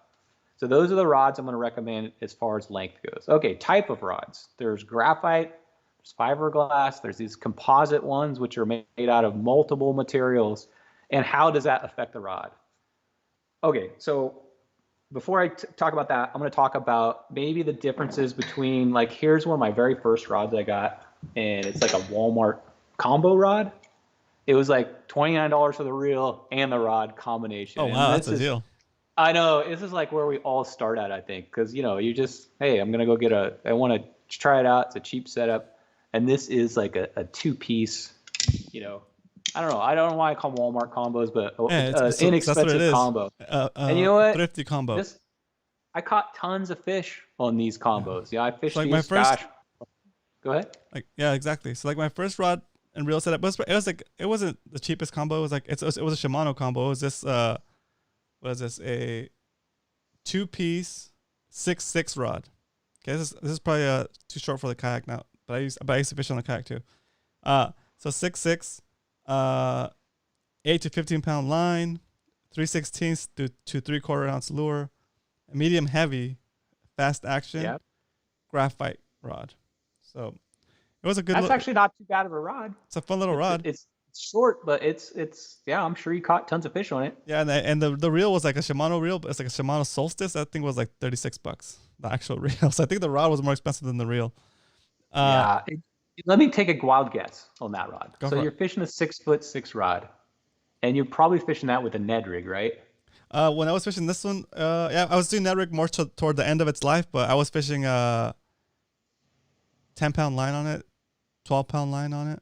So you weren't doing probably a lot of casting. You're probably just throwing your Ned rig out there and finessing it, right? So that rod would probably work really well in that situation, that length, that 6'6". Yeah. So yeah, that's true. But when I first started, I didn't know any better. I was using this for everything. So I was throwing swim baits and and that's where I started too. Yeah. I actually didn't start with this one. I started with another one, but yeah, I just started with a cheap setup, and it was my everything. I didn't, if it was an underspin, if it was live bait, exactly, whatever it was going on this rod. But then, unfortunately, you go and you buy a rod. Let's say this is my 2-piece beginner setup. I went out and I bought not like the awesomest Phoenix rod or something like that, but I went and upgraded to a little bit better rod. And then once I got that rod, I noticed something. I could feel what was going on the bottom because it had a little more sensitive tip. And that's one of the things you're going to pay for when you're going to get a little more expensive setup, is you're going to start feeling things that you didn't feel on that $29 pole. That $29 pole, basically it's the same material all the way through. And anytime it drags on the bottom, it's just like a big kind of almost like a shock absorber. You don't feel a lot. These are built to where you can feel the bottom a little bit more. And in spotty fishing, for me, that's everything. I want to feel if it's grass. I want to feel if it's rocks. I want to feel what's down there. If I'm just pulling through the sand, and that's going to change the way you're fishing. So I'm not telling you guys to go out there and buy a $300 rod to fish spotties, because you can fish spotties with anything. But once you get into fishing these a lot, and unfortunately you've had a nice rod, it's hard to go back, because I go back to that rod now and I'm like, what is this rubber band I'm fishing? I can't feel anything. So that's one thing you're going to notice when you go from the $29 setup to maybe $150 to $200 setup. Very cool. And that has to do with the type of materials you're using. The graphite rods, fiberglass rod, and the composite hybrid rods, where it's different materials they use, different wraps. Those can get really sensitive. So you want to think about the materials. And we're all on a budget, so that's one thing when you're looking at a rod. Ask what materials it is. Like a fiberglass rod. This type of rod, this to me would be like my yellowtail rod, right? This is a killer rod. It's a seeker rod. It's not like a cheap rod, but I probably wouldn't use this for spotty fishing because it just doesn't have that sensitive tip. This rod is more built for going out there and pulling stuff off the bottom, catching that big game fish. It's built for that. Not saying you can't catch spotties on a setup like this, but if you're going to buy a specific spotty setup, you might want to steer away from these big, heavy fiberglass rods. They just don't have the sensitivity that I'm looking for. And when you get into spotty fishing, you'll know what I'm talking about. Very cool. Okay, so those are the materials. Any questions on that? Because I'm going to keep going fast, Roman, because I know we're getting at 8:30 here. So another thing to look for is grips. So if you look at this grip, this is a split grip, right? So it has your handle, and then it just has, and this has to do with the weight of it, and also some personal preference. And they also have, like, let's see, here's another split grip. And one of my favorite types of grip is, I don't know, I'm old school, but I also like the cork grip. Do you have any with a cork handle? Yeah, kind of has that. Was a cork one, yeah. Yeah. So sometimes the grip is everything. You go up, and if it just doesn't feel right in your hand, if that synthetic material, you just don't like it, and you're used to cork, look at the grips. You may be more comfortable with cork over a synthetic grip.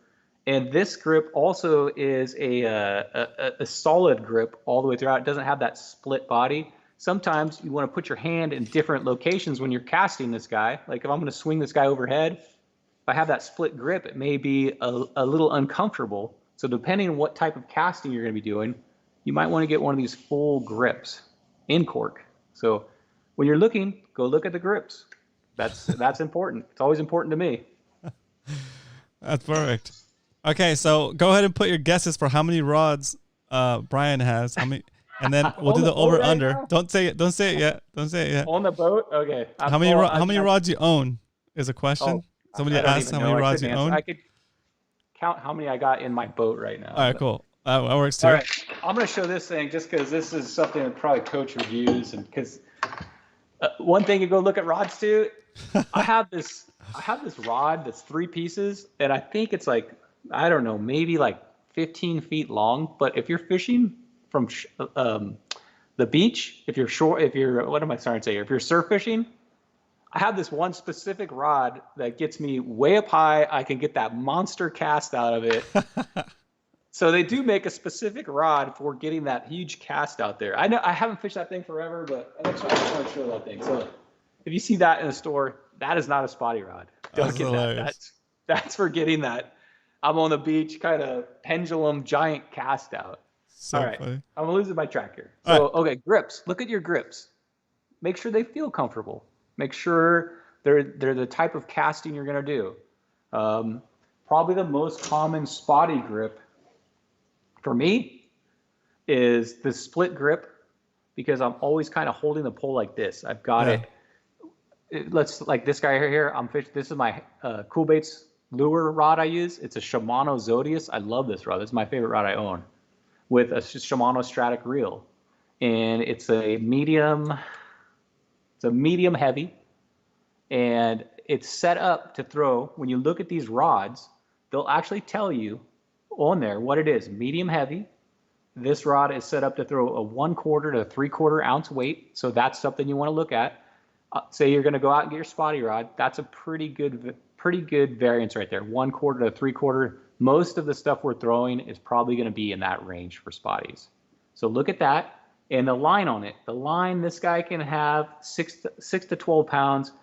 With braid, we usually go a lot heavier than that. Like I probably have, I think 20 or 30 pound on here with the fluoro leader. But look at that stuff. And that'll tell you some information about the rod. Another thing you can do is when you're in the shop, take it and press the tip down on the carpet and see what it feels like. See what that bend is like. For my Cool Baits, I want a super sensitive tip. So when you're bending that tip down, the whole rod is not bending. It's not like a huge parabolic bend, right? Like if you've ever seen those trout rods where it's like a 10-foot long rod and the guy hooks into a fish and it's totally rainbowed and it looks, it's a total parabolic rod. It's probably not the right rod for spotty fishing, because we've got to set that hook. And I like to have the tip to where maybe the first 3 feet of it, 4 feet of it are parabolic, but I like to have a little bit of backbone here so I can set that hook. So depending on what type of lure you're fishing, like for this, have a rod, have it in mind what you're going to be fishing and what you're going to be going into the store looking for that type of lure. I don't have time to break down like crankbait rods, A-rig rods, all that. I'm just trying to give you guys the foundation of what to look for in a rod. Cool. If you guys want questions, I got to take a drink here. Yeah, go for it. If you guys want us to do something like that, let us know, and we'll do that sometime soon. Okay. A lot of good back and forth. A lot of good back and forth. Everybody wants to know how many rods you own, so we can see who got the closest. I hate to say this. Ballpark this is very strange, but at one point I had like 112 rods, but I sold probably 70 of them. Oh, okay. And I don't know how many rods. Let me just count what I got on the boat. 1, 2, 3.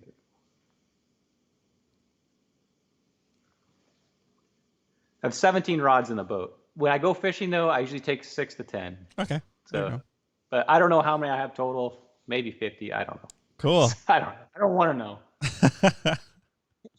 That's hilarious. Muto's like 112. Garage sale. To be honest, when I go out, I have like my. What's your address? That's good. I have like my 3 favorite rods that I use. You know what I mean? Yeah. You may have all these rods, but like I have rods that use freshwater. I have my spotty rods. I got my surf fishing rods. I've got my rods I take out when I take kids out. So I have my junkie rods. I have my and a lot of these rods I'll just pick up at the swap meet because I give them away. Yeah. I get free rods here and there. It's prizes. So it just, I don't know. Over 20 years, it just accumulates, guys. Yeah, that's true. Very true. Cool. Okay, so next thing we're going to look for in a rod is there's a rating on these. There's extra heavy, medium light, ultralight. And depending what type of fishing you're going to do, you're going to be looking at and what type of bait you're going to do. It's such a huge category. I don't know how to break this down in like 5 minutes. Salty said, if you don't know how many rods you have, there's no way your wife will find out. Come on, Salty. How many rods do you have? How many rods do you have, Roman? I don't know. None. That's good. Yeah. You probably have a closet that you open and it just come crashing down on you. I think I have like maybe like 10 rods total. How many do you use? Like regularly, I use 4 to 5. Yeah, and do you have one that is like your one you use like 80% of the time? I'd say like 40-40 between the Ned rig setup and my junk rod, which would be my like Shimano SLX 150 with M1 Phoenix rod. So for the swim baits and stuff. For me, when I go out, I normally have a rod for my 1/2 ounce cool bait, a rod for my 3/8. I have a double rig cool bait. I have an A rig rod, 2 A rig rods usually because I have a heavy A rig and a lightweight A rig. So those are like my main rotation. And then sometimes I'll have that crocodile lure tied on just in case I see something boiling or the jerk bait or something. So that's like what I mainly take out. So, and you know what? It seems like you upgrade rods. Like I still have these old $29 setups that I probably won't fish very often, but I don't know. I just don't get rid of them. I guess I need to do like a big garage sale or something, or just give some of these things away. But I don't know. I don't get rid of them. I still have like my ugly stick. When I first started too, this was like my first big upgrade. I went and bought an ugly stick, and I love these things, man. This is my backpacking pole because ugly sticks are like that's cool. So I take this guy. It's a 2-piece. I take this guy backpacking, and I attach it to my back. And when I'm going through the trees or whatever, this thing lasts. It just won't break. So, I mean, different poles for different stuff, right? Different rods. I mean, so different. I don't know. That's how I accumulate so many different types of fishing. Very cool. Okay, just real briefly, guys. So there's extra heavy, there's heavy, medium light, light, and ultralight. And depending on what you're fishing for and what lure you're throwing is going to determine a lot of that. I'm not going to break down every one of those. Let's just start with the extra heavy. When they say extra heavy, normally it's like a rod that's like a broomstick. It's thick all the way to the tip. So when it says extra heavy, if you want a rod for like one of those heavy swim baits that you're jigging or something that you need a lot of control with, extra heavy. But you'll notice right when you go to the store, if you see that thickness all the way to the tip and you go to test that thing and it has no bend, we call it a broomstick, that's usually the extra heavy. And then I'll go all the way to the opposite spectrum, which is the ultralight, which I really love. Let me see where my ultralight is.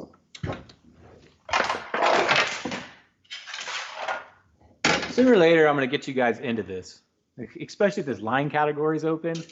But I use a 500 reel and this little Phoenix pole. It's actually not that little. It's a 7-foot, what is this thing? 7'1", but it's set up for like 2 to 6 pound line, and it's super sensitive.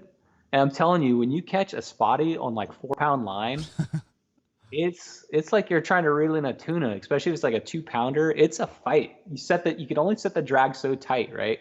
So it's a fight, and this rod bends over and just trying to get it out of the eelgrass and trying to fight it. I love fishing ultralight, and if I'm you can see what's on here, right, Roman? Yeah. It's a dried up gold mullet.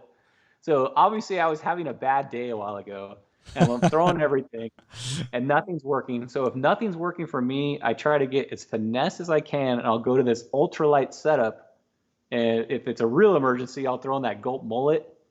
And with the ultralight, you can feel every little thing, and you have a lot of control of that bait because it's only like a 4 pound line. So you can really control the depths of that bait, and you can feel everything. And then when you do catch that fish, it's a fight on ultralight. So I'm going to get you guys into this one day. I know all you guys don't have an ultralight setup, but man, it's a lot of fun. It's just a fun day out on the water. You catch a 10-inch spotty, and it's a battle on these little guys. So ultralight fishing is a lot of fun.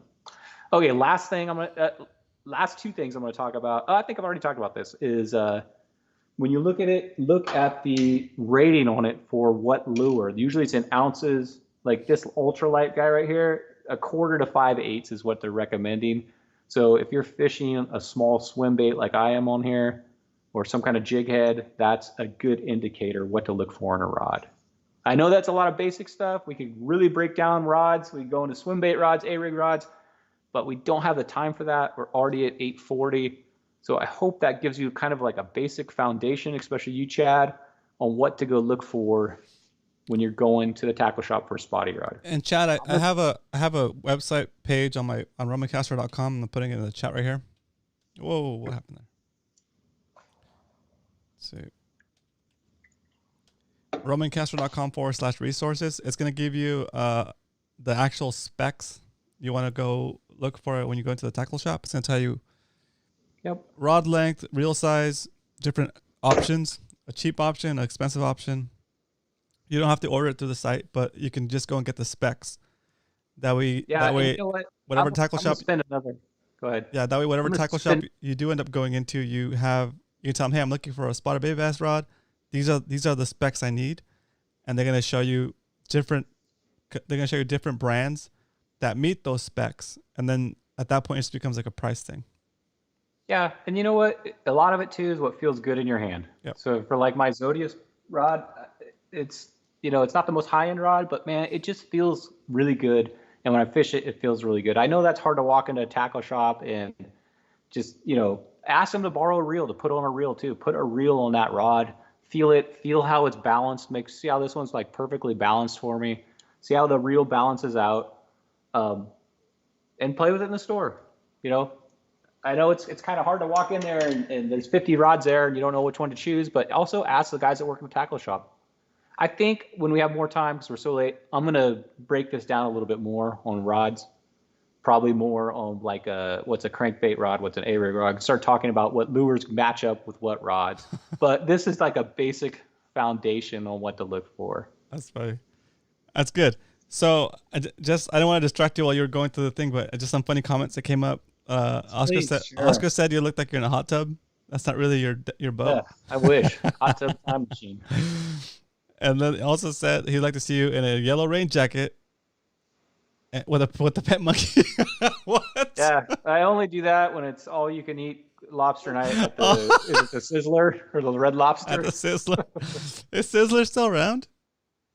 Dude, we had a Sizzler up in Ramona until like a few years ago, and it's gone. Yeah, and now it's turned into I think they call it the Barn, and it's like a line dancing club now. Ooh, so that's cool. I guess we upgraded. Right. Very funny. Cool. All right. So, is that it? No, we got one more thing. That's a lot. That's a lot. Yeah, that's right. That's right. I feel like I've been talking all night. Okay, I don't even know if I should do this because it's so late. But Let's do it. Here we go, guys. We're gonna go into. Let me go into full screen over here real quick. I hope you guys. Let me talk to you guys for a little bit while Brian gets ready with his backdrop. Okay, so if you're new to the show, welcome. I hope you guys enjoyed the show so far. This is an extra extended long episode. I hope you're enjoying it. Hit that like button if you have. We're at 41 live viewers and 31 likes. Please hit that like button. We're gonna go into Brian's movie reviews. Here we go. So yeah, me and Roman like movies from the 80s and 90s. So we always recommend one at the end of the show. At least I do. And Roman agrees sometimes that the movie's good, sometimes he doesn't. But all right, so movie review tonight. I know a lot of you guys know this movie. It's a comedy, 1984. It took me a while to get used to this movie. Like the first time I saw it, I was like, dang, that was stupid. Next time, I was like, okay, it's getting funnier and funnier. It's one of those movies that just like grows on you, and that is Spinal Tap. Oh, nice. That's where the term "take it to 11," or whatever. Turn up to 11. This movie right here, it's like a parody on like a rock band. To me, it's a funny movie, and it grows on you. The younger guys that watch this might think it's kind of dumb the first time, but yeah, there's a ton of quotes that come out of this, and it just grows on you. Or like it's something you have to watch like every 5 years for me. So. Nice. I'll give this 3 out of 5. Spinal Tap, pretty funny movie. Okay, the next movie is, I think this is the first Western I've ever recommended. I do like Tombstone. watching. Did I do Tombstone? Yeah. That is a good movie. Yeah. So I like watching old westerns like Gunsmoke with Matt Dillon. I still like watching that show. Probably nobody even knows what that is, but I still like watching that. This movie has Charlie Sheen, Emilio Estevez is a full line of Oh stars in it. yeah, I know you've seen this I see that movie. one. Yeah, This is Young Guns. If you haven't seen Young Guns, oh man, this is a great movie. It's one of my favorite. There's two parts to it. Both of them are really good. It's a awesome.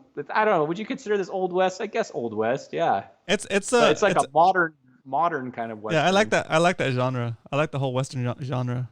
It's fun. Yeah, me too. So this movie I love. I'm giving this 4.5 out of 5 max. Ooh, If you haven't seen Young Guns, get out there and watch it. It's a killer movie. All right. With that said, Roman, that's so good. I'm gonna be back to my normal. Yeah, let me go back to the split. All right. Oh, let me do a commercial real quick. Guys, I also do stream on Twitch once in a while, especially on Tuesdays. I do a show. I do Fishy Hour on Twitch on Tuesdays. Go check it out. RomanCastro.com/Twitch. Head on over there. Give me a follow so you can be part of that experience. And once the weather gets better, I will be going out to fish again from the kayak and live stream the sessions on Tuesdays. That's on Twitch.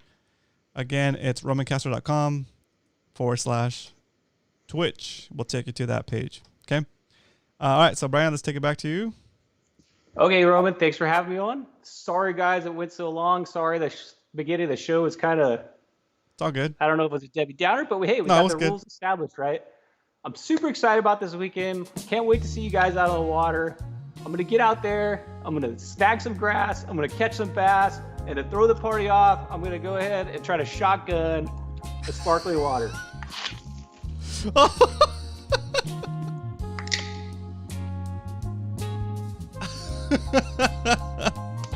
Woo! Party Bowl 2021. Let's do it. Party. Awesome. That was rough. Later, Roman. Later. Awesome. There you go, guys. Shotgunning. Shotgunning sparkling water. I bet your throat was burning. Don't get too hammered on that. Very cool. Everybody's like, chug, chug. No, he's not drunk. It's just sparkling water. Very cool. All right, guys. I hope you enjoyed the show. I'll see you guys here every week, Monday and Wednesday. So Brian will be back with us again next week on Wednesday. I'll be back with you guys on Monday. Do me a favor, go and declare the day you're fishing in Spotty Bowl. And if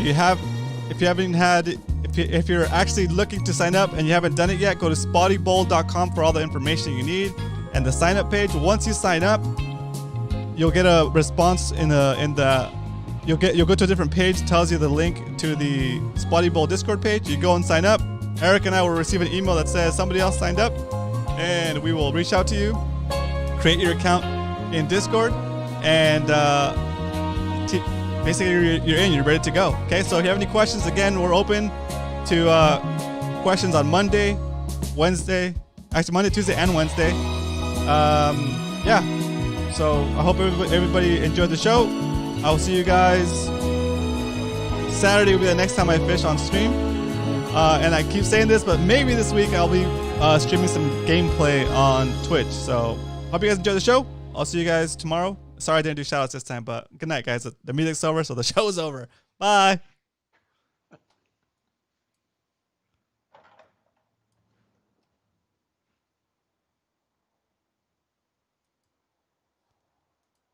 All right, end of the stream. Cool.